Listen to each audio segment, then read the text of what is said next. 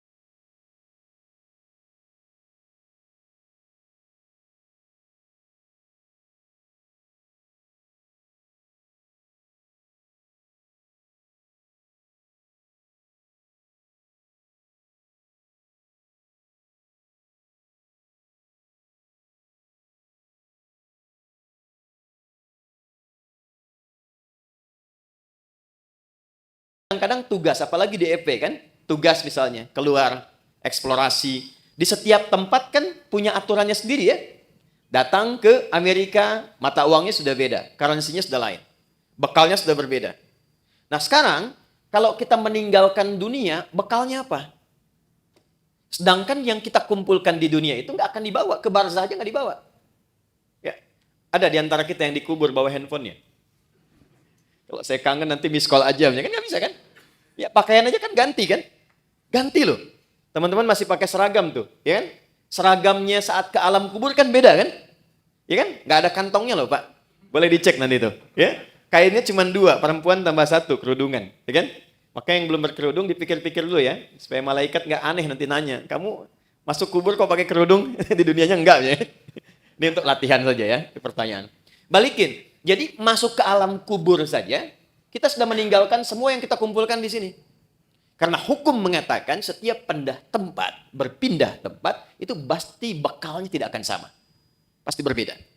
Hukum ini berlaku fitrah saat berpindah kemanapun, apalagi berpindah ke sini dan ke sini. Maka pertanyaannya, bekal apa yang kita bawa saat berpindah dari dunia? Inilah yang kita siapkan sejak berada di dunia supaya saat pindah ke sini sudah siap. Maka Allah kemudian menurunkan kepada kita usaha-usaha personal selain yang kita kerjakan dalam kesibukan dunia untuk menyiapkan bekal akhirat. Bekal inilah yang disebut dengan ibadah. Aspeknya masuk kepada aspek ritual dan spiritnya masuk pada ketakwaan personal. Inilah sebabnya kenapa Allah meminta kita sholat, meminta kita baca Al-Quran, meminta kita haji, minta kita umrah. Ya, ada kaitan langsung dengan aspek-aspek keduniaan. Tapi sesungguhnya tujuan utamanya adalah penyiapan bekal menuju kehidupan setelah dunia. Sini. Ya. Setiap kita menunaikan sholat, maka perbuatan sholat, baca Quran, puasa, dan yang lain sebagainya itu untuk mendukung menjadi bekal kehidupan akhirat, maka oleh Quran dinamakan dengan hasanah namanya. Ya, hasanah. Contoh, sholat itu di Quran disebut hasanah. Quran surah ke-11, Hud ayat 114. Aqimis sholata tarafain nahar wa zulafan minal lail innal hasanati yudhibnas sayyiat. Sholat yang kita kerjakan sehari 5 waktu itu, 17 rakaat, plus dengan tambahan sunnah yang lain, itu oleh Quran disebut hasanah. Nah, setiap kita mengerjakan perbuatan hasanah, maka konsep dasarnya akan melahirkan bekal, diberi nilai bekal untuk pulang ke akhirat. Ya, berapa bekalnya? Setiap hasanah itu 10 poin. Ada di Quran surah ke-6 ayat 160. Ya, ini jangan dianggap biasa ya. Nanti kita lihat nih. Nanti taunya saat akan meninggal. Jadi akan meninggal semua hasanah dikonfirmasi.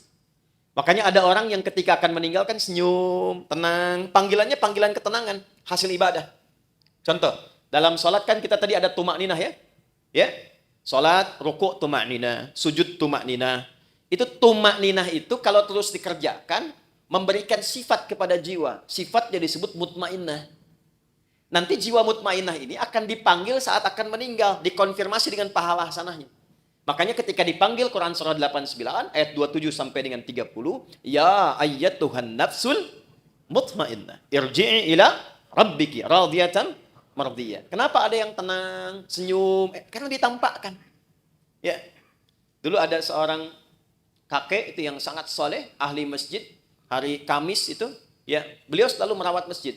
Hari Kamis ba'da asar sedang puasa, itu Masya Allah, itu cuma di belakang sandaran, kemudian merem-melek begini, meninggal. Dalam keadaan yang sangat nyaman gitu. Ahli masjid, wafatnya di masjid. Cuma merem-melek, meninggal. Itu hati-hati belakang ya, yang merem-melek tuh ya. Oke. Balik sini. Man jaa'a bil hasanati falahu asyru amthaliha. Siapa yang mengerjakan 1 perbuatan hasanah, dia dapat 10 poinnya. 10 kebaikan. Nah, 10 ini, itu detailnya disebut dengan ajrun. Lahum ajrun ghairu mamnun. Ajrun itu bahasa kita yang disebut dengan pahala namanya. Ini yang kita kumpulkan hasilnya berupa apa? Pahala. Ajrun. Jadi yang ikut tuh ininya, hasanahnya. Dan 1, 2, ngitungnya bukan 1, 2, 3, 4, bukan begitu.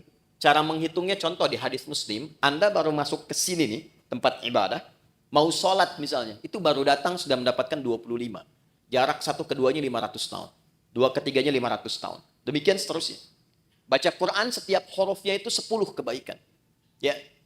Nah, problemnya apa? Apa kaitan dengan pembahasan kita? Maaf sekali dengan bahasa ini. Setiap kita itu kan meyakini bahwa kita akan pulang. Akan meninggal. Ya kan? Gak ada satu pun, apalagi kita yang beriman, yang tidak meyakini bahwa satu saat kita akan meninggal. Ini kan sementara. Anda sesibuk apapun berada di sini, pasti hakul yakin bila tiba waktunya pasti pulang kan? Pasti meninggal kan? Tapi pertanyaannya, di antara sekian orang yang yakin akan meninggal ini, sudahkah dia menyiapkan bekal yang cukup untuk pulangnya? Coba perhatikan.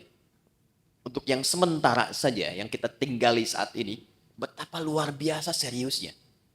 Kerjanya berangkat gelap, melewati banyak kemacetan, pulangnya gelap lagi. Ya kan? Serius kita kerjakan, tata kelolanya, aturannya, dan sebagainya. Untuk mengumpulkan apa? Untuk mengumpulkan kenyamanan-kenyamanan dunia yang sifatnya sementara.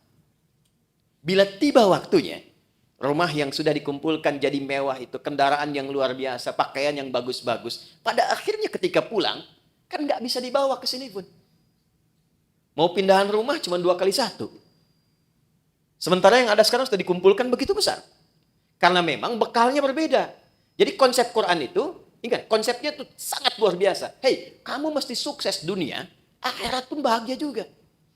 Makanya hasanah itu oleh Allah dibagi 2. Ada konsepsi dunia, ada akhirat. Ya.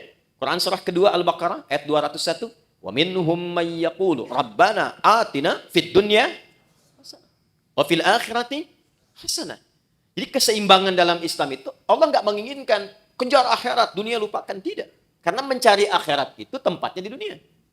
Tapi jangan sampai juga terjadi, maaf, dunianya luar biasa, akhiratnya nestapa. Nanti kita akan temukan pengaruh-pengaruh ibadah ini, ada yang terkait dengan dunia, tapi pokoknya adalah akhirat. Ini gambaran pertama. Nah, kenapa puasa? Kenapa puasa? Karena dari sekian kita beraktivitas, sekian lama diberikan waktu berkehidupan, kadang-kadang kebanyakan manusia lupa dengan tujuan berkehidupannya sehingga tidak siap untuk pulang. Contoh, kemarin di Pondok Indah saya sama-sama menghitung. Ini rata-rata usia berapa ya? Kita ambil 40 lah ya. Ya, entah ke atas atau ke bawah, 40 ya. Konsepnya begini aja, 40. Ya, 40 tahun itu kalau kita potong sedikit untuk tidurnya kira-kira berapa tahun? Akumulasi setengahnya lah ya. Dari mulai berkehidupan, tidur siang, tidur malam, kurangi 20 tahun. Jadi yang digunakan aktivitas 20 tahun. Oke. Dari 20 tahun ini yang dipakai ibadah berapa tahun? Kurangi kerja, makan, macam-macam. Ambil setengahnya ya. Jangan terlalu pesimis lah. Ambil 10 lah. Nah, ini yang dipakai sholatnya, ibadahnya, macam-macam. Dari yang 10 tahun ini, yang ibadah, yang ikhlas berapa tahun? Kan konsep diterimanya kalau ikhlas kan? Wa ma umiru illa liya'budullaha mukhlishina lahuddin. Ambil 5 tahun lah ya. Jadi usia 40 tahun itu amalan potensial yang dibawa untuk pulang 5 tahun. Potensial. Ya kan? Dan ingat energi potensial kan ada kaitan dengan H juga kan? MGH kan? M dikali G kali H kan? Ya kan? Bukan cuma gravitasi dunia, tapi harus ada keseimbangan akhirat kan? Halo? Betul ya? Baru jadi kinetik kalau ada itu baru kan setengah M dikalikan V kuadrat kan? Tambah kedua jadi mekanik kan? Baik. Kita balik ke sini. Dari 5 tahun yang ikhlas nih, maksiatnya berapa tahun? Udah kebayang ya sekarang ya? Dan harapannya kan ke sini surga Firdaus kan? Bersama Nabi kan? Bekalnya mana? Itulah yang menjadikan sifat Rahman dan Rahimnya Allah diaktualisasikan kepada kita dalam wujud Ramadan itu. Allah menginginkan sekalipun waktunya terbatas, tapi dengan kasih dan sayangnya diinginkan oleh Allah setiap hambanya yang beriman itu punya peluang yang tinggi untuk mendapatkan rahmat Allah di akhirat berupa surga. Maka didatangkanlah setiap tahun 12 bulan itu dari sekian kesibukan 30 hari khusus untuk meningkatkan ketakwaan personal ini sehingga meningkatkan peluang-peluang untuk mendapatkan rahmat di akhirat. Kenapa wujudnya puasa? Karena puasa adalah desain satu-satunya yang menjadikan setiap manusia mudah meningkatkan amal soleh. Satu. Anda kalau tidak sedang puasa, jangankan sholat sunnah. Maaf, sholat fardu pun kadang terlambat. Dan kesannya biasa. Nanti lihat saat puasa, jangankan sholat fardu, ketinggalan sunnah, gelisah. Lihat awal pertama Ramadan nanti. Ya, para ibu bahkan sudah, maaf sekali, ya, sudah mulai memesan tempat, membuk tempat-tempat saf pertama dengan sajadah itu. Dan itu bukan ngejar sholat fardu, ngejar tarawih. Dan tarawih sunnah kan? Ya kan? Anda keluar dari sini, ada yang minta, belum tentu diberi. Tapi saat puasa, yang tak kelihatan mata itu ditanya. Berapa fakirnya? Berapa miskinnya? Berapa yatimnya? Kumpulkan. Jadi puasa itu dahsyatnya, apalagi Ramadan, bisa membuat seseorang itu mengakumulasikan semua potensi ibadah yang bisa dilakukan.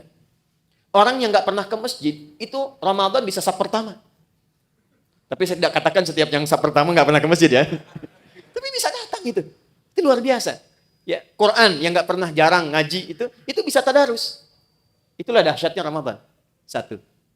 Yang kedua, ketika seseorang sudah mulai mendapati Ramadan, apalagi dia serius dia bekerjakan maka potensi-potensi maksiat yang mengikis kebaikan-kebaikan itu bisa dijaga, bahkan ditekan dan dihilangkan saat Ramadan. Seorang yang pemarah sekalipun, itu bisa libur marahnya, Pak. Ada pemarah, jam 5:30 dicaci maki. 30 menit lagi buka. Jam 6 buka, 5:30 caci maki. Dia nggak balas. Dia diam aja. Istrinya heran, dia tanya, kok nggak balas, Pak? Ntar habis maghrib. Bisa tahan. Ya. Karena konsepnya demikian. Minimal dia takut batal puasanya. Dia melatih dirinya dari sejak awal. Korupsi bisa libur tuh. Ya. Sogok menyogok bisa libur. Takut batal. Ya. Itu konsep dasar pertama. Kenapa dimunculkan puasa? Karena panggilannya ketakwaan personal, di bagian pertama. Jadi secara singkat begini, di balik kesibukan dunia yang kita kerjakan, sekali-kali Allah minta kita sadar, ingat kamu akan pulang. Kalau memang belum bisa mendapatkan yang optimal, optimalkan Ramadan. Karena itulah saya cepat langsung ke ayatnya. Jadi kalau waktunya panjang, saya bisa detilkan dari setiap huruf Quran. Contoh, waktunya panjang, cuman kesempatannya ini. Yuk, masuk ke Al-Baqarah 183. Saya ambil contoh singkat saja. Ya ayyuhalladzina amanu. Saya ambil satu ini saja. Itu kalimat. Ya disebutkan 361 kali dalam Al-Quran. Itu menunjuk panggilan. Bisa panggilan dekat, menengah, dan jauh. Nidaul qarib, mutawassit, wal ba'id. Huruf panggilan di gramatikal bahasa Arab itu ada 14. Tapi yang di Quran digunakan hanya ya. Pemanggil dekat, menengah, dan jauh. Ayyuha disebutkan 150 kali dalam Al-Quran. Ayyunya berfungsi menguatkan pesan, haknya mengingatkan. Alladzina disebutkan sebanyak 1080 kali dalam Al-Quran. Panggilan mencakup semua tanpa kecuali. Laki-laki, perempuan, besar, kecil, dan semua status keduniaannya. Perhatikan baik-baik. Betapa satu huruf ini kesannya luar biasa. Khusus untuk Ramadan. Panggilannya dibuka dengan ya ayyuhalladzina amanu, seakan-akan Allah ingin memberikan pesan yang kuat. Hei semua hambaku, laki-laki, perempuan, besar, kecil yang merasa beriman. Terlepas dari tingkat keimanan kalian beda-beda. Ada yang imannya kuat sehingga merasa dekat dengan Allah. Konfirmasi iman kuat itu begini. Kita kalau ingin ukur iman kita kuat atau lemah, ya nanti ukurannya di Quran surah ke-8. Ayat yang kedua contohnya. Innamal mu'minuna alladzina idza dzukirallahu wajilat qulubuhum. Insan beriman yang sejati itu ukurannya kalau dipanggil disebutkan nama Allah, itu ada getaran di hatinya, mengonfirmasi. Karena itu diperdengarkan nama Allah setiap hari 5 kali, setiap pergantian waktu di telinga kita. Telinga itu bahasa Arabnya udun. Jamaknya disebut adzan. Maka diperdengarkan dalam adzan lafaz Allah. Allahu akbar, Allahu akbar. Nah, teman-teman merasakan nggak? Waktu ada panggilan itu, di hati itu ada getaran kan? Allahu akbar, Allahu akbar. Ada getaran kan? Nah, itu konfirmasi iman. Kalau kemudian itu direspon dan sadar saat dipanggil, misal, subuh 4.35, dipanggil, Anda masih tidur. Allahu akbar, Allahu akbar. Anda langsung bangun. Ya Allah, sudah adzan, wudu, siap-siap sholat. Nah, ini menunjukkan iman Anda standar. Masih charter tuh. Standar. Ya. Anda jam kerja jam 7 di sini. Masuk jam 7. Standar kan? Ya kan? Tapi yang hebat tuh begini. Dipanggil 4.35. Jam setengah 4 dia sudah bangun. Ada yang begitu. Ya, itu isyarat misal di Quran surah keempat ayat 103. Inna salata kanat 'alal mu'minina kitaban mauquta. Insan beriman tuh tahu waktu sholat. Karena tahu dia siap-siap sebelum dipanggil. Itu yang hebat. Nah, maka orang-orang yang standar, itu yang menengah jaraknya. Ya, yang menengah. Yang kalau dipanggil baru datang. Ya, atau yang merasa imannya kuat. Sebelum dipanggil sudah siap-siap. Ada yang lemah, dipanggil 4.35, dia baru bangun 5.34. Pun belum ingat sholat. Ya. Tapi dahsyatnya, dalam Ramadan, di hari pertama dipanggil, Allah tidak melihat semua tingkat keimanan itu. Allah panggil semua dengan satu huruf yang sama. Seakan-akan mengatakan begini, aku tidak peduli betapa tingkat iman kalian. Maka di detik ini, aku panggil semua tanpa kecuali. Yang lemah aku kuatkan, yang menengah aku dekatkan, yang dekat pun aku tambahkan kekuatan kembali. Itulah yang menjadikan semua kita, tanpa peduli karakteristik imannya, parameter tingkat rendah dan tingginya. Coba lihat, bukti ayat ini. Di awal Ramadan, semua semangat. Lihat nanti, hari pertama Ramadan. Ya, kita insya Allah tanggal berapa nanti? Tanggal 1 Ramadan, ya. 1 Ramadan. Yang kemungkinan Masehinya nanti saya sampaikan belakangan saja, ya. Belakangan saja. Tapi insya Allah sama 1 Ramadan. Pas 1 Ramadan, malam tarawih, itu semua akan kumpul di masjid. Terlihat. Nggak peduli apakah dia jarang ke masjid, apakah dia jarang berjamaah, itu bisa kumpul semua. Tapi problemnya adalah, Allah turunkan rahmat itu hanya di awal untuk memberikan sebuah bekal dasar. Nah, apakah kita mampu menjaga itu atau tidak sampai akhir itu kembali kepada manusia masing-masing. Itulah sebabnya butuh tarhib. Kalau nggak disampaikan dari tarhib, itu bisa terjadi kemajuan. Anda awal sampai 10 sak, hari kedua maju 9, 3, 8, ya. Terus sampai dekat mudik kosong kan? Ya. Dan itu selalu diingatkan sebelum Ramadan, tapi kejadian terus gitu. Coba lihat nanti. Ya, karena apa? Motivasinya berbeda. Motivasinya berbeda. Nah, ini poinnya. Jadi di awal Ramadan, ya sudah diingatkan dalam ayat yang pertama turun, Allah berikan perangkat kemudahan bagi setiap personal untuk mendekat kepada Allah. Supaya terjadi peningkatan ketakwaan. Dahsyatnya apa? Ini motivasi pertamanya. 1. Saya langsung kembali ke hadis di Al-Bukhari. Perhatikan baik-baik. Man shama Ramadhana imanan wa ihtisaban ghufira lahu ma taqaddama min dhanbi.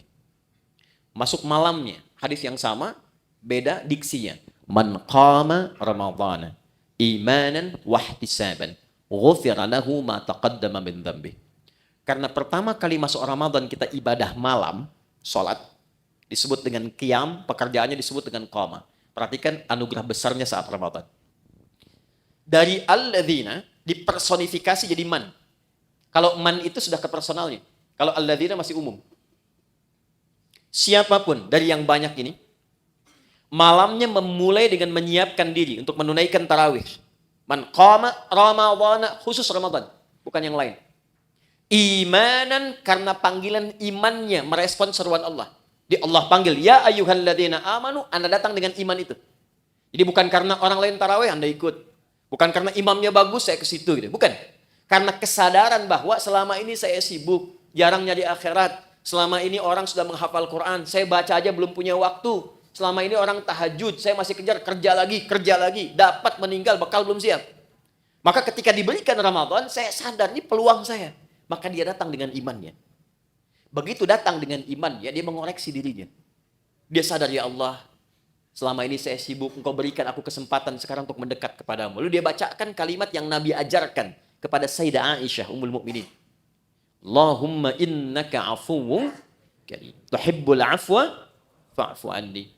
Ya Allah, Engkau mencintai orang-orang yang mendekat kepadamu. Engkau maha mulia yang memaafkan. Selama ini hamba sibuk, hamba banyak berbuat maksiat. Malam ini hamba menegadah kepadamu untuk memohon ampunanmu. Itu yang disebut ihtisaban. Begitu keluar kalimat itu memohon ampun kepada Allah, maka ghufira lahu ma taqaddama min dzambi. Sambil ingat dia dosa-dosa yang pernah dia kerjakan, semua kesalahan yang pernah dilakukan gugur. Ini dahsyatnya Ramadan. Gugur. Makanya sering oleh Bilal itu saat Ramadan sering diingatkan kan? Ya, yang mengingatkan kadang-kadang saat Ramadan ada di samping imam itu, Allahumma innaka afuwun karim tuhibbul afwa fa'fu anni. Diingatkan supaya menghadirkan rasa-rasa kenikmatan bertobat kepada Allah. Itu ketika Anda mengucapkan kalimat itu, maaf sekali, disertai dengan keimanan bukan kalimat biasa. Anda ingat dosa yang lampau, ingat koreksi diri, memohon kemuliaan Allah, ghufira lahu ma taqaddama min dzambi. Semua dosa-dosa yang pernah dikerjakan, ditobati di malam itu gugur langsung. Kecuali utang ya, maaf. Utang tetap berlaku, ya. Utang itu harus lunas, bukan dengan taubat jadi lunas, tidak. Ya.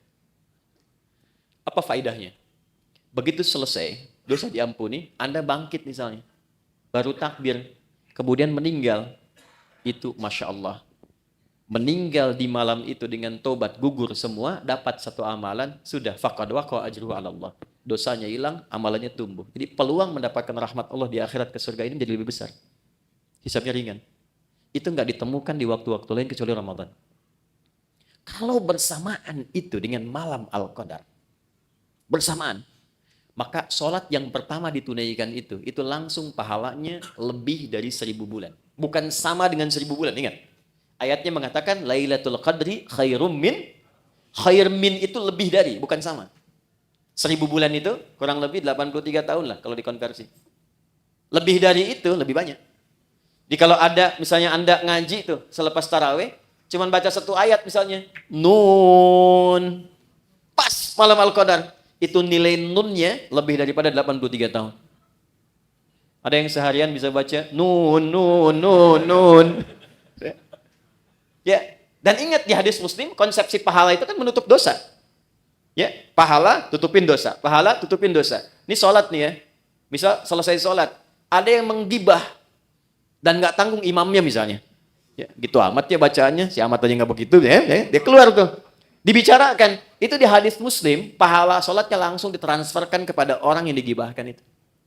Wa syatama hadza, wa qadhafa hadza, wa daraba hadza, wa safaka dama hadza. Ada yang berselisih, difitnah, itu langsung pindah. Jadi konsepnya yang soleh menutup yang salah. Nah sekarang berapa banyak yang dikumpulkan yang soleh itu? Sementara dari ujung kepala sampai ujung kaki, maksiat sering kali terjadi setiap detik sekarang. Mata udah salah lihat tuh, baru bangun udah salah lihat. Cek WA kan? Huh? Niatnya pengen lihat YouTube ceramah, yang keluar iklan yang tak pantas. Ya kan? Dilihat apa dilewat? Ya, dilewat sayang, gitu kan? Dilihat dosa, ya. Tapi kan iman yang menguatkan, lewat. Ya, istighfar lisan, astagfirullah. Ya, ingat meninggalkan maksiat itu ada pahalanya. Jadi ketika Anda skip atau Anda palingkan ada istighfar, dicatat pahala. Bukan cuma tinggalkan biasa, itu nahi mungkar. Nahi mungkar itu ada pahala seperti amar ma'ruf. Tapi harus bersamaan. Palingkan istighfar, bukan istighfar nggak berpaling. Astagfirullah. Apa? Ya. Apalagi sini, ini nutup nih. Jadi itu nggak ada kecuali Ramadan. Maka tumbuhkan motivasi, maaf sekali dengan bahasa ini, tumbuhkan motivasi bahwa Ramadan itu adalah momentum kita untuk mengejar husnul khatimah. Itu poinnya. Maka di ujung ditutup dengan kalimat kama kutiba 'alal ladzina min qablikum la'allakum tattaqun. Diharapkan dengan meningkatnya ibadah di bulan puasa ini ada kesadaran personal dalam diri kita bahwa kita suatu saat akan pulang dan bekal pulang itu cuma takwa. Cuma takwa. Karena saat kita roh ditanamkan pada jiwa itu membawa potensi takwa. Jadi begitu roh masuk ke dalam jiwa kita menjadi nafas, diserap ke dalam bahasa Indonesia menjadi nafas, bisa bernafas tanda kehidupan. Nafas itu kalau sudah masuk ada takwanya. Di mana ditemukan? Quran surah 91 ayat 7 sampai 10. Wa nafsi wa ma sawwaha fa'alhamaha fujuraha wa taqwaha. Makanya potensi takwa itu dioptimalkan dalam bentuk ibadah. Setiap ibadah itu pasti ada takwanya. Kita sholat barusan. Sholat itu dibuka dengan kata iman dan takwa. Dzalikal kitabu la raiba fi hudal lil muttaqin. Siapa orang takwa di situ? Alladzina yu'minuna bil ghaib wa yuqimunas. Puasa jelas. Haji, nanti mau haji itu. Itu takwa ujungnya. Al-Baqarah 197. Wa tazawwadu fa inna khairaz zadid taqwa. Itu poinnya. Jadi secara singkat, kalau kita dengar kata Ramadan, sandingkan kalimat itu dengan kata pulang. Yuk. Jadi kalau sekarang masih kita abai dengan Ramadan, tanyakan aja, kalau meninggal siap nggak bekalnya? Ya, saya tutup dengan satu bagian pertama ini, dengan satu kalimat dari Jibril alaihissalam. Yang Nabi langsung like, kita wajib share, nggak usah komen lagi. Ya, perhatikan komentar Jibril alaihissalam. Ketika Nabi akan naik ke mimbarnya, mimbar Nabi itu ada 3 gundakan, step 1, 2, 3. Begitu naik, kata Jibril alaihissalam, ini ada di Al-Mustadrak, karya Al-Imam Al-Hakim Naisaburi. Kata Jibril alaihissalam, Raghima anfu rajulin, au bu'dan. Celaka seseorang, dan akan jauh dari rahmat Allah, liman adraka ramadhana falam yughfar lahu. Yang sudah disampaikan ke Ramadan, tapi tak mampu mengonversi Ramadan itu sebagai rahmat untuk meningkatkan ketakwaan dirinya. Sehingga tak mampu diampuni oleh Allah Subhanahu wa Ta'ala. Dikasih sehari Anda nggak tobat, ada kedua. Hari kedua Anda nggak tobat, ada ketiga. Tapi 30 hari dikasih nggak tobat-tobat, berapa lama lagi waktu yang dibutuhkan oleh Anda untuk mendapatkan rahmat Allah Subhanahu wa Ta'ala? Itu poin 1. Pengingatnya saat selesai. Id nanti. Dari kata ada ya'udu, tempatnya disebut ma'ad. Waktunya disebut dengan mi'ad. Innallaha la yukhliful mi'ad. Waktunya. Innalladzi farada 'alaikal Qur'ana laradduka ila ma'ad. Tempatnya. Id itu sifatnya. Kenapa di ujung Ramadan disebut dengan Idul Fitr? Bukan hanya mengembalikan ke waktu kita makan lagi, Idul Fitri. Tapi mengingatkan bahwa satu saat kita akan pulang dan pulangnya membawa jiwa yang suci. Yang penuh dengan nilai ibadah. Ya, illaman atallaha biqalbin salim. Nah, itu ditunjukkan setiap kali selesai puasa. Berbahagianya di Indonesia ini, kebiasaan Id ini muncul. Mudik kan? Ya kan? Mudik itu kan pulang ke Udi kan? Pulang ke kampung kan? Dan yang pulang, itu berani pulang kalau punya bekal. Saya pernah tanya pada seseorang yang nggak mudik, kenapa Anda nggak mudik? Nggak punya bekal, Ustaz? Nggak punya bekal. Tapi yang punya bekal, itu semangat pulangnya luar biasa. 3-4 hari sebelum pulang, udah siap-siap. Dan dia telepon ke tempat yang akan pulang. Maka di tempat itu ibunya, saudaranya udah siap-siap ngecat rumah. Makanan diada-adakan, siap penyambutan. Kadang-kadang kan terjadi yang luar biasa ya. Luarnya seperti kaleng biskuit, dalamnya rangginang kan. Saya nggak sebut nama produk supaya nggak endorse ya. UMKM nggak apa-apa gitu. Itu semua disiapkan. Dan yang akan pulangnya, itu saking bangganya, walaupun kendaraannya kecil, bekalnya banyak. Motornya kan bebek kan, tapi bekalnya singa kan. Coba lihat, dusnya ditambah lagi pakai pelepah kurma, sampingin lagi pelepah pisang tuh ya, kalau di sini.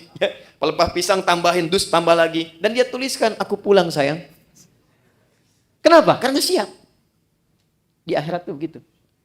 Ketakwaan personal, ini wujudnya dari sholat, puasa, Quran, haji. Ini yang menjadikan pintu-pintu surga bergantung dengan amalan ini. Di surga itu ada 8 pintunya. Dan 8 itulah amalan pokok kita. Makanya nanti ada yang dipanggil dari pintu puasa yang rajin puasa. Pintunya Ar-Rayyan. Ada pintu babus sholah, pintu tahajud, pintu sedekah. Pastikan Anda menekuni ketakwaan personal itu di sisi yang mana sehingga punya kebanggaan saat pulang. Kalau belum sempat baca Quran, saya kasih kabarnya dari sekarang. Saya keliling-keliling Indonesia. Sekarang di setiap tempat tuh berburu Quran. Dari mulai anak-anak kecil yang 3 tahun, 4 tahun, 5 tahun, bahkan yang kata orang nggak bisa melihat matanya buta. Saya selalu katakan Allah tutup peluang matanya untuk melihat maksiat.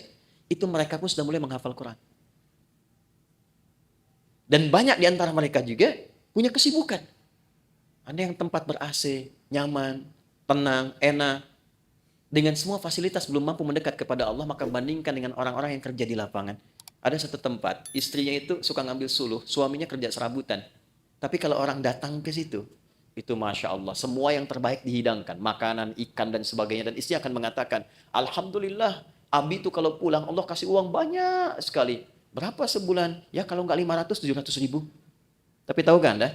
Istrinya hafal Quran 30 juz dan suaminya 7 riwayat. Dan mereka bekerja dalam diam. Dunianya hasanah, dan mereka menyiapkan akhirat yang sangat dahsyat untuk pulangnya. Karena di antara yang diparadekan oleh Allah untuk pulang itu, dan diperintahkan malaikat berjajar di setiap pintu surga menyambut, itu ahli Al-Quran. Makanya Ramadan kita punya kebiasaan mendalami Al-Quran, salah satunya untuk itu. Nah, jadi kita lihat spirit pertamanya itu. Jadi nanti saat akan ke Ramadan, siapkan agendanya dari sekarang. Ini kurikulum yang Nabi ajarkan. Ya, mohon maaf dari sekarang. Rencana mau berapa juz khatam nanti? Mau berapa juz hafal? Jangan tanggung, 30 juz pasang target. Hafal Quran. Maksud saya begini, kalau target 30, nyangkutnya kan jelas. 28, 27, kan 3 juz, ya. Kalau cuma 1 juz kan targetnya, nanti nyangkutnya kan nggak jelas tuh ke bawahnya. Dari sekarang siapkan. 1, sedekahnya, ya. Kemudian sholatnya, sholat sunnahnya, dari sekarang bikin. Menunya keluarkan semua. Nanti checklist. Minimal salah satu pernah dilakukan. Ya, checklist 1, 2, 3. Selesai Ramadan, demi Allah saya katakan, rasakan pasca Ramadan, apakah ada perubahan, peningkatan ketakwaan personal ini setelah selesai menunaikan puasanya. Nanti cirinya pada bagian ketiga. Saya cepat, saya punya 5 menit lagi. 2, ada jenis kedua disebut dengan ketakwaan sosial. Ayatnya ke-187, lihat ujungnya. La'allahum yattaqun, dari taqiyah. Kalau tak itu Anda, kalian, personal. Kalau ya dibicarakan dia. Kalau dijamakkan tambah di ujungnya, yattaqun, mereka. Jadi bukan hanya membentuk secara pribadi untuk kita, tapi interaksi dengan lingkungan sosial kita. Hablum minan nas, hablum minal makhlukat. Maka, ciri orang yang berhasil puasanya, bukan hanya baik secara personal. Tapi implementasi kebaikan personal itu bisa dilihat dari perbuatan baiknya dengan sesama. Makanya saat puasa, anjurannya bukan sekedar meningkatkan ibadah pribadi. Pernah dengar hadis ini di At-Tirmidzi? Siapa yang memfasilitasi bukaan untuk orang puasa, walaupun 1 biji kurma saja, 1 kurma, ataupun sehirup air saja, maka dia mendapatkan pahala yang sama dengan yang berpuasa itu tanpa dikurangi sedikit pun. Pernah dengar hadisnya? Hadisnya sahih. Tapi jangan salah menyimpulkan ya, bacanya pakai ilmu hadis. Nggak usah puasa, fasilitasin aja, kurma. Dia nggak begitu. Ya Anda fasilitasin, Anda nggak puasa, Anda dosa, Anda batal. Jadi ruginya 2 kali. Ya, maksudnya apa? Saking tingginya ibadah sosial itu Nabi menginformasikan dengan tingginya tingkat apresiasi yang Allah berikan. Jadi kalau di Quran itu atau di hadis ada motivasi dengan pahala yang tinggi, ini menunjukkan kualitas amalan itu dahsyat, tinggi. Ya, dan banyak sekali terkait dengan puasa itu amalan-amalan sosial. Sedekah, infak, memuliakan yatim, zakat. Ini kan sosial semua. Tapi pernah nggak teman-teman kita semua rincikan itu formulasinya kemana? Contoh misalnya, kan ada zakat, ada infak kan? Baik, zakat itu untuk siapa? Infak untuk siapa? Ternyata skema infak itu dia ada 2 tuh. Ada infak wajib, ada infak sunnah. Yang wajib itu untuk keluarga. Disebut dengan nafkah namanya. Ya, maka kewajiban kita memuliakan istri, memuliakan anak, cari sekolah yang mendekatkan dia dengan Allah, cari pakaian yang menutup aurat supaya Allah senang, ya. Gambarannya itu wajib dan ada pahala. Kalau antum kerja sekarang berangkat ke sini, diniatkan untuk nafkah karena menaati perintah Allah, Quran surah 4 ayat 34, ya kan? Itu setiap langkahnya ada pahalanya, teman-teman. Jangan dikira biasa. Dan kalau antum rajin tahajud, itu dibimbing untuk meningkat karirnya. Quran surah 17 ayat 79 sampai 80. Ini agak cepat aja karena kita sedikit lompat-lompat. Saya balikan, itu nafkah pertama. Niatkan sebagai ibadah dan antum pun akan terjaga. Kalau diniatkan ibadah, antum nggak akan terjebak korupsi. Malu lah masa ibadah berbuat kotor. Ada orang minum bir misalnya pakai bismillah. Bismillahirrahmanirrahim. Berkurang dikit dah dosanya gitu kan? Nggak ada. Ya. Orang kalau mau korupsi juga kalau sedang merasa ibadah nggak mungkin dilakukan. Dia akan terjaga. Nah, tapi yang terkait dengan Ramadan ini, saya mau tarik ya. Nih, ke infak sunnah. Saya perhatikan banyak mencarinya keluar dulu. Padahal konsep dasar utamanya adalah ke dalam dulu. Quran surah kedua, ayat 2:15. Mungkin ini agak baru. Yas'alunaka madza yunfiqun. Mereka bertanya kepada Muhammad SAW, apa yang akan diinfakkan? Dan kepada siapa? Kata Allah, Qul ma anfaqtu min khair. Katakan kalau mereka ingin infak, berikan kualitas yang baik, yang terbaik. Pertama, lil walidain, orang tua. Ini dulu. Coba, jauh-jauh infak bahkan sampai ke luar negeri dan sebagainya. Nggak dilarang. Tapi lihat orang tua sendiri, dari infaknya belum. Berapa di antara anak-anak yang mengirimkan bukaan pada orang tuanya? Yang mentransfer untuk persiapan Ramadannya?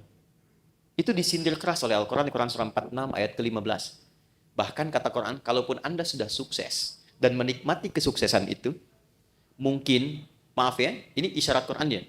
Kesuksesan itu didapatkan bukan hanya kerja-kerja keras Anda. Saham Anda mungkin 30%. 70%-nya ibu yang sering tahajud minta sama Allah nangis. Ayah yang dengan peluh keringatnya luar biasa. Gak apa-apa ya Allah saya mencangkul anak saya yang penting jadi direktur. Gak apa-apa ya Allah saya tidur di amparan-amparan yang penting anak saya bahagia di kemudian hari. Itu disindir keras. Makanya ketika Anda sukses, doa pertamanya menyertakan orang tua. Rabbi auzi'ni an ashkura ni'mataka allati an'amta 'alayya wa 'ala walidayya. Maka ketika Anda menyiapkan pos infak saat Ramadan nanti, yang paling prioritas pertama orang tua. Ini dulu. Nah, ini desain pertama akan memperbaiki hubungan-hubungan sosial yang tingkat pertama dengan orang tua. Mungkin hebat sholatnya, ternyata dengan ibunya bermasalah. Ya, hebat puasanya, sunnah dikerjakan. Dengan ayahnya belum selesai masalahnya. Tuntaskan dulu. Ini skemanya. Wal aqrabin, kerabat terdekat. Nomor 2. Wal yatama, baru naik ke anak yatim. Wal masakin, baru orang miskin. Wabnis sabil, orang-orang yang kesulitan. Setelah itu, baru nanti yang umum. Yang fisabilillah. Banyak sekali cabangnya. Bisa kita kumpulkan. Nah, singkatnya adalah, mumpung sekarang kita masih di bulan Sya'ban, dari sekarang disiapkan. Nabung dari sekarang. Berapa anggaran infaknya nih untuk skema sosial? Untuk Ramadan. Setiap hari keluarkan misalnya 1, 2, 3, support A, support B, support C. Karena yakin Ramadan itu dengan sendirinya pasti akan meningkat. Pasti disiapkan oleh Allah. Pandai-pandai melihat berapa yang Allah siapkan untuk kita. Kalau sudah cukup di dalam rumah, Anda dapat gaji misalnya 20 juta. Kebutuhan di rumah 10 juta. Tabungan 5 juta untuk ke depan, untuk anak-anak. Berarti 5 juta itu peluang ibadah Anda lewat harta. Optimalkan. Tinggal diatur nanti bagaimana penyalurannya saat Ramadan. Dan yang paling dahsyat, ada nanti skema yang ketiga, yang terakhir, sedekah. Yang sifatnya lebih luas lagi. Bukan hanya muslim, tapi sampai non-muslim. Sampai non-muslim. Anda bekerja kan di sini nggak semuanya muslim tuh. Pasti ada non-muslimnya. Nah, tebarkan aura Ramadan kepada teman-teman juga. Ya. Jadi begitu datang nanti bulan Ramadan, bisa dibikin skemanya untuk sedekah itu lebih luas sifatnya. Mungkin di antara anak mereka ada yang kesulitan, bisa diberikan bantuan SPP-nya. Ya kan? Ada di antara mereka yang tertarik dengan Islam, berikan kemudian pendalaman dengan buku-buku keislaman. Biayanya boleh dari skema ini. Bahkan nanti bisa dari zakat yang mu'allafati qulubuhum. Ya, Anda mau buka berbagi, makanan kan banyak tuh. Kata Nabi berbagi, sampingnya mungkin tetangga non-muslim, ajak. Anda mau buka bersama barang-barang nih ya, jangan yang muslim saja. Mungkin ada non-muslim tertarik, ajak. Ya, ketika dia bertanya, ya, kok saya boleh ikutan? Sampaikan. Islam atau Quran yang mengajarkan saya untuk berbagi. Ya. Nanti hari kedua dia tanya lagi, hari ini Quran ngajarin lagi apa berbagi? Gitu. Nah, ini poinnya. Yang terakhir, yang ketiga, ya kita akhiri. Jika semua ini sudah bisa kita lakukan, maka semua latihan ini akan merubah kepribadian kita dan membentuk karakteristik yang baru pasca Ramadan. Gambarannya begini, maaf sekali, kalau teman-teman biasa makan, pakai ayam, pakai kerupuk. Ya, ini Ustaz Mubarak waktu pesantren tuh capruk, kecap kerupuk ya. Saya satu pesantren dengan beliau dulu. Kecap kerupuk ya. Nah, setelah 30 hari. Hari ke-31, ayamnya dikasih, kerupuknya nggak dikasih. Kira-kira komentar pertama apa? Mana kerupuknya? Karena sudah terbiasa kan? Baik. Ramadan kan kita dilatih. Kebiasaan sholat, biasa baca Quran, biasa berbagi, biasa mendekat, biasa evaluasi. Masa 30 hari melakukan itu nggak merubah karakter? Pasti akan ada perubahan. Ya, hal pertama yang didapatkan pasca itu, yang pertama ketenangan. Itu dulu. Jadi Allah itu kalau ingin merubah seorang hamba jadi lebih baik, hatinya ditenangkan dulu. Karena tenang ini kunci sejalannya. Hidup tenang, di rumah tangga kan tenang ya. Samara itu kan sakinah dulu, sakinah kan tenang ya. Di kaya pun kalau nggak tenang nggak enak. Coba pilih mana? Kaya tapi gelisah atau miskin tapi tenang? Nggak ada pilihan ketiga, jangan maksa. Saya tahu kaya dan tenang ya. Kaya tapi gelisah atau miskin tapi tenang? Jadi Allah itu kalau ingin merubah seorang hamba menjadi lebih baik, itu diberikan ketenangan dulu. Setelah tenang nanti baru diinstal. Dia pengen apa? Apakah ilmu, apakah harta, atau kedudukan. Baru diarahkan. Anda kalau sholat, yang didapatkan kan bukan solusi dulu kan? Sebelum tanha anil fahsya'i wal munkar, ketenangan dulu. Makanya kalau orang itu kalau sudah sholat, sholatnya bagus, hatinya lebih tenang. Baca Quran juga begitu. Ya, jika Anda sedang gelisah, ibu-ibu itu jangan bikin status. Gak menyelesaikan persoalan. Ya, ini mendung di sekitaran bikin status. Mendung ya, yang gak menghentikan mendung kok. Ya. Kalau sedang gelisah, ambil wudhu, ngadap kiblat, ambil mushaf, baca Quran. Tenang hati. Walaupun solusi belum datang. Nah, Ramadan pun begitu. Ketika Allah ingin tanamkan hidayah pada seorang hamba, yang diberikan pertama ketenangan. Lebih tenang pribadinya. Kedua, lebih nikmat dalam beribadah. Lebih berkualitas. Merasakan peningkatan kualitas dalam ibadah. Jadi ada kecenderungan ingin nambah, ada mulai rindu dengan tarawih, padahal mau berakhir. Ya kan? Maka saat itulah kemudian tanda awal dari Allah bahwa hidayah telah ditanamkan dalam diri kita. Ketika ditanamkan pada diri itu, maka wujud yang terakhir yang Allah inginkan, walitukabbirullaha ala ma hadakum wa la'allakum tashkurun. Membentuk pribadi yang lebih bersyukur. Apa itu syukur? Secara singkat, syukur adalah mampu mengonversi semua nikmat yang Allah berikan pada setiap tempat yang Allah kehendaki. Maaf, lisan ini fungsinya untuk bicara. Tapi Allah menginginkan bukan sekedar bicara, bicara yang baik-baik. Itulah syukur. Syukur dengan mata melihat yang baik-baik. Syukur dengan tangan menulis menggerakkan yang baik-baik. Maka orang yang lulus puasanya, puasa itu akan merubah kepribadian dirinya menjadi lebih baik sebagai syukur kepada Allah Subhanahu wa taala setelah menyelesaikan pelatihan selama 1 bulan itu. Karena dia mendapatkan syukur itu, maka dia coba mengekspresikannya dengan bertakbir. Itulah sebabnya hari pertama di bulan Syawal kita bertakbir, Allahu Akbar, Allahu Akbar, Allahu Akbar. Takbir itu ada 2 jenisnya. Ya, ada takbir perjuangan, ada takbir sebagai syukur. Nanti ada yang menambahkan ulama dengan takbir ibadah seperti dalam sholat. Takbir perjuangan itu saat berjuang, Allahu Akbar, Allahu Akbar, Allahu Akbar. Bung Tomo teriak Allahu Akbar, yang lain Allahu Akbar. Sampai di undang-undang kita nama Allah masuk. Atas berkat rahmat Allah yang Maha Kuasa. Sebagai wujud perjuangan kita. Ada takbir dari syukur. Sebagai wujud Allah telah memberikan hidayah kepada kita. Itu boleh bertakbir. Ya, Anda misalnya puasa. Kalau saya dapat sesuatu, saya pengen puasa. Begitu dapat, diberikan Anda puasa. Anda bertakbir misalnya, Allahu Akbar, itu sunnah. Boleh untuk dilakukan. Nah, jadi secara singkat, lulus puasa, jadilah pribadi yang lebih baik dekat dengan Allah. Bersikap mulia terhadap sesama. Saat yang bersamaan, mampu menata diri dari ujung kepala sampai ujung kaki, menjadi pribadi yang lebih baik. Itulah esensi Ramadan yang Allah perintahkan lewat Rasulullah untuk berlatih selama kita menunaikannya. Assalamualaikum warahmatullahi wabarakatuh. Alhamdulillahi rabbil alamin. Segala puji bagi Allah subhanahu wa ta'ala yang telah memberikan kita nikmat iman, nikmat Islam, serta kesempatan untuk mengambil pelajaran berharga dari kajian yang sangat mendalam ini. Salawat dan salam semoga senantiasa tercurah kepada Nabi Muhammad SAW, kepada keluarga, sahabat, dan seluruh umatnya hingga akhir zaman. Jamaah sekalian yang dirahmati Allah, melalui kajian ini, kita diingatkan bahwa Ramadan bukan sekadar menahan lapar dan dahaga, tetapi merupakan kurikulum pendidikan dari Allah Subhanahu wa Ta'ala untuk membentuk pribadi yang bertakwa. Ayat-ayat puasa yang diturunkan sejak bulan Sya'ban menunjukkan bahwa Ramadan harus disambut dengan persiapan hati dan ilmu agar kita benar-benar siap menjalani ibadah dengan kualitas terbaik.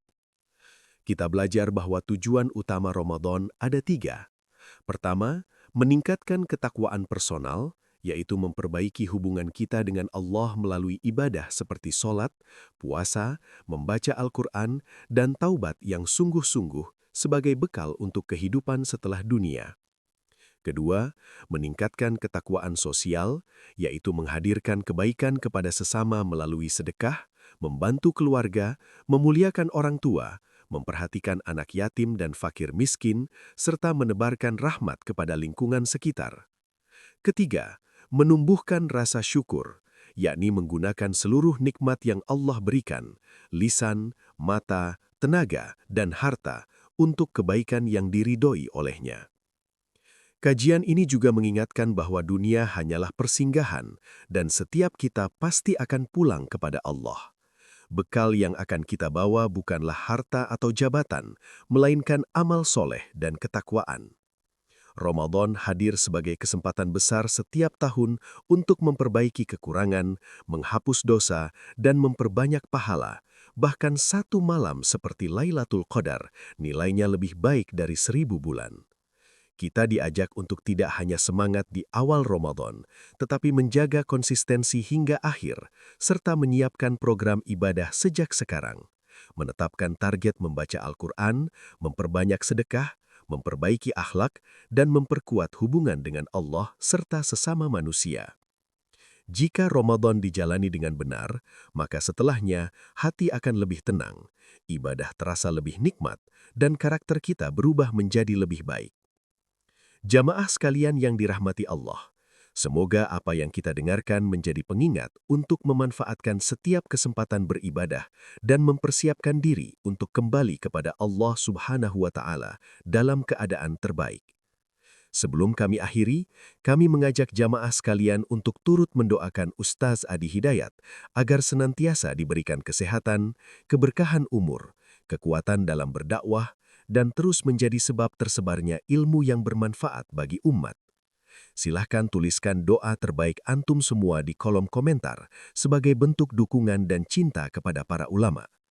Dan jika video ini bermanfaat, jangan lupa untuk menekan tombol like, bagikan kepada keluarga dan sahabat agar semakin banyak yang mendapatkan kebaikan, serta subscribe channel ini agar tidak ketinggalan kajian-kajian berikutnya yang insya Allah penuh manfaat. Akhir kata, semoga Allah Subhanahu wa Ta'ala menerima amal ibadah kita semua dan mempertemukan kita dengan Ramadan dalam keadaan terbaik. Wassalamualaikum warahmatullahi wabarakatuh.